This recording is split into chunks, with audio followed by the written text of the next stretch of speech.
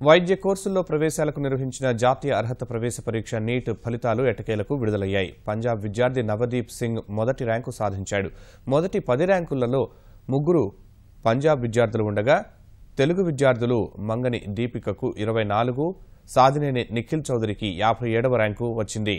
దాదాపు 10.5 లక్షల మంది విద్యార్థులు హిందీ, ఆంగ్ల భాషల్లో నీట్ పరీక్షకు హాజరు కాగా ప్రాంతీయ భాషల్లో సుమారు 1.5 లక్షల మంది విద్యార్థులు హాజరైనట్లు సీబీఎస్ఈ వెల్లడించింది. మే 7న నిర్వహించిన పరీక్షలో హిందీ, ఆంగ్ల భాషల్లో ప్రశ్నపత్రాలు ఒకేలా ఉన్నాయని, ఆంగ్ల, తమిళ ప్రశ్నపత్రాల మధ్య వ్యత్యాసాలు ఉన్నాయని పలువురు తమిళ విద్యార్థులు మద్రాస్ హైకోర్టును ఆశ్రయించారు.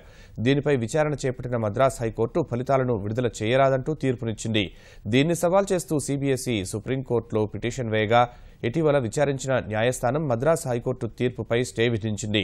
వీలైనంత త్వరగా ఫలితాలను విడుదల చేయాలని సీబీఎస్ఈని ఆదేశించింది. సర్వోన్నత న్యాయస్థానం ఆదేశాల మేరకు ఇవాళ ఫలితాలను వెల్లడించారు.